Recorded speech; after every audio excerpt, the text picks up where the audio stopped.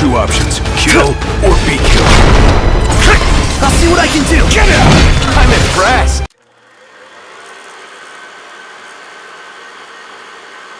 This is going to be my first impressions for Final Fantasy 15. This is not a review. I repeat, this is not a review.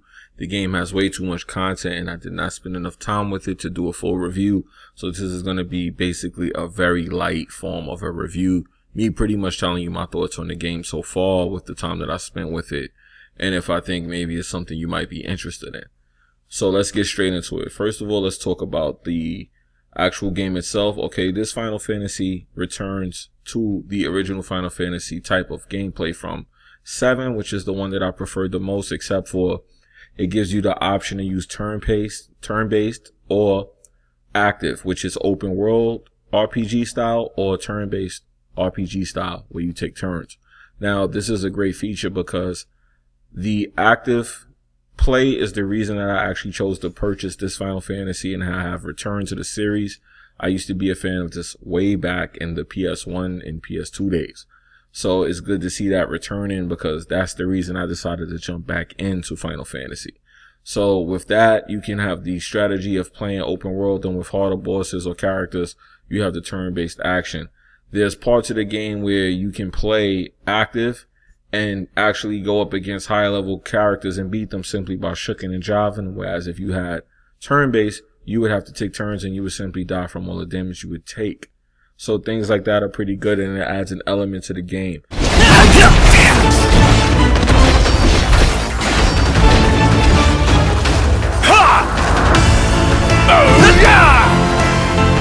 Got to respect Gladio!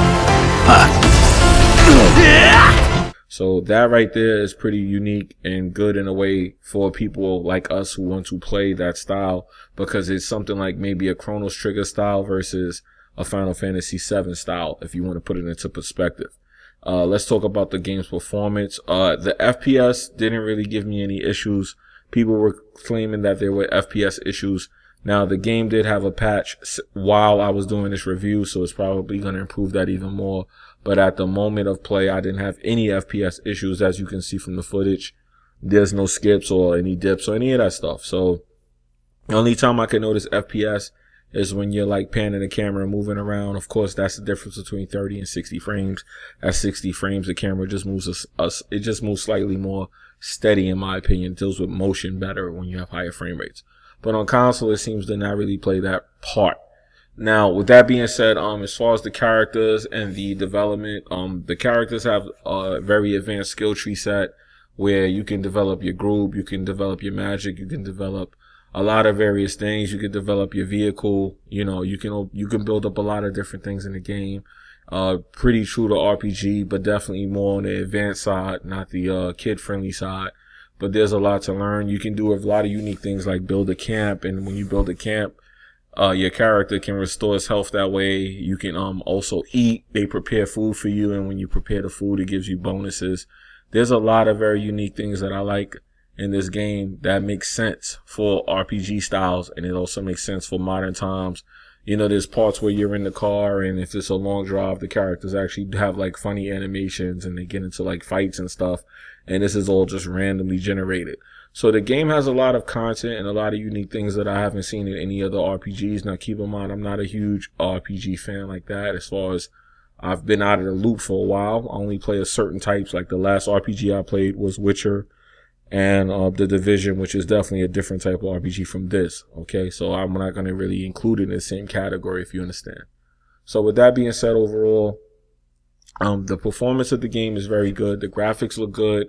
I can't wait to get the 4K update to see what that's like. But as far as the game itself, is pretty damn good graphically. FPS is very stable from what I saw. I don't know why I'm hearing that there's a lot of FPS issues. I have not encountered them, and I've been playing this for quite a few hours now. Unlocking a couple of trophies and things of that nature. As far as the open world is concerned, it's very huge and there's a lot of content. There's a lot of mini games and things like that. There's quests that, in order to pass them, you have to do mini games. There's a lot of unique open world things. The car is very interesting and unique. It gives you a way to travel around. There's so much to the game. I can't really get into too much details because there's so much for this game. But overall, what I would say is that definitely if you're a fan of Final Fantasy and you like Final Fantasy VII, this is a nice return to that type of gameplay. Chrono Trigger, for you people out there who know this, you older gamers out there, this is a game that carries all of that well.